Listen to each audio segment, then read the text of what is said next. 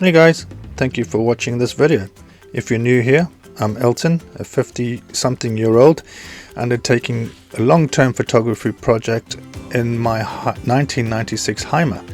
So you can expect to see travel photography and video from historical sites that I visit, landscape and nature photography, wildlife and animal photography from around my travels, and also video tutorials, camera gear reviews, and hints and tips of van life and long-term travel. So please do join me and hit that subscribe button.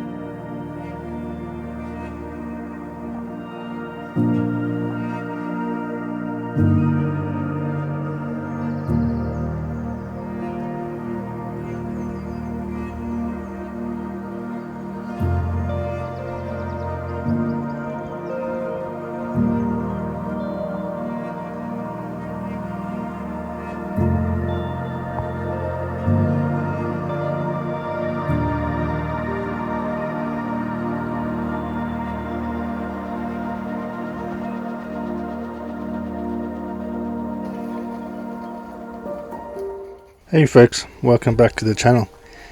So in this video I was doing a pet sit in Cinderford in Gloucestershire, sorry.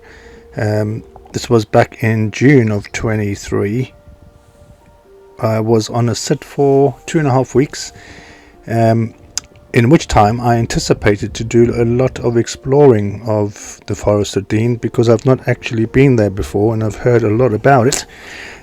So I was rather excited for this particular sit. However, whether Mother Nature decided to play against me for a lot of the time I was there, and the UK experienced what in its terms is a heat wave, with a week of temperatures in the mid to late 20s, which obviously isn't hot, especially for someone like myself who's originally from South Africa.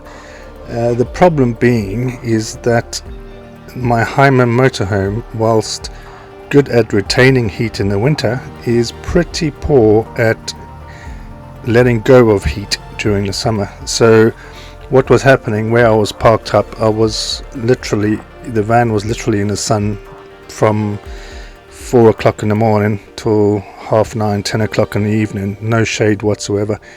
And whilst it was 28 degrees outside, internally it was getting up to about 40 degrees, 35. So constantly concerned about Shaka being in the van, and therefore I didn't actually go out and explore much. So what I did do was ended up buying a portable air conditioner to solve the problem.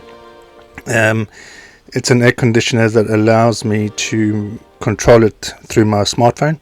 So wherever I am, I can see what the temperature is in the van, and I can then turn the aircon on and off as required. Obviously, it assumes that I need a data signal on my phone, which I did have at most of the point. So I did get out a couple of the days once I got the air conditioner in place and I was a bit more comfortable about leaving Shaka. So I did get out and do a bit of exploring of the area. This is Simmons Yat, which gives you a great view down the River Wye Valley. So I decided to go up here because I was recommended by the pet owners who I was sitting for that it's definitely worth a visit for the view, etc. Unfortunately, I didn't get out. Ideally, as a photographer, this is somewhere I would have liked to have been at sunrise or sunset, but it just didn't happen on this occasion. But I do hope to go back again, because as you can see, it is a lovely view from up here, and the whole of the Forest Dean area in this part of Gloucestershire is really, really awesome. It kind of borders on Wales, so it does remind me very much of Welsh landscape. And it was kind of at this point, looking down at this river, that I made possibly the worst decision of my life.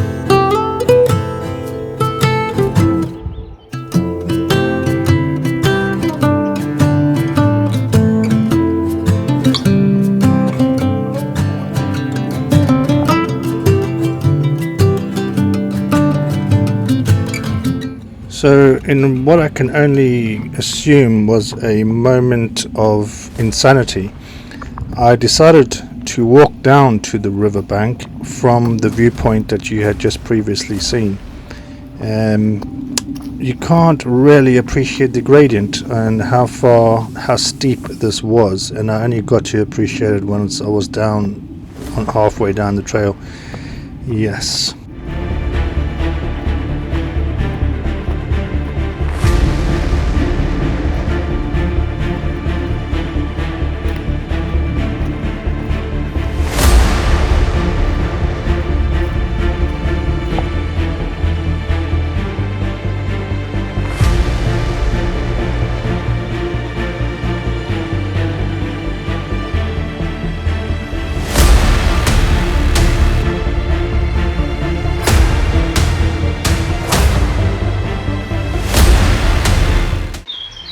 Hey guys, I've just walked down, I think it's 600-700 meters down a sheer cliff basically to get down to the shoreline here of the River Wye. Coming down wasn't too bad, but I'm not looking forward to the return journey, so I think I'll check in every 10 minutes or so and let you know how I'm getting up the freaking mountain. Catch you later. Right, I'm about a quarter of the way. Yeah, I'll try and give you an idea of this gradient. It's difficult to see here, but yeah, it's basically like walking up your own arsehole. I'm not even going to try and talk and walk at this point because breathing is hard enough on its own. So I'll catch you in a bit.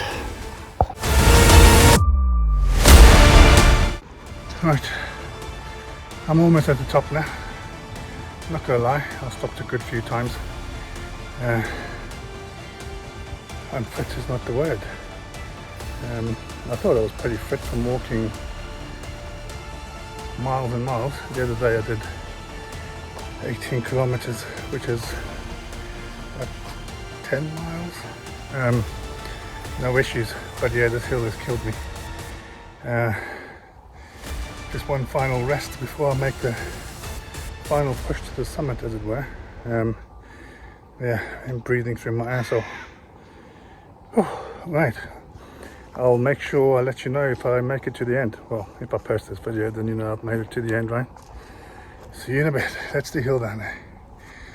Again, you can't really see the angle. Catch you later. So I made it, barely. You can see the heart rate there. It's come down 150 beats per minute. It was up at 170 at the worst of the climb. So yeah, got to work on the fitness levels. Things you do for photography, eh? Yeah, I don't know why I didn't ride down there. There's a parking area down there. it's done now, but seriously questioning my own thought process on that one.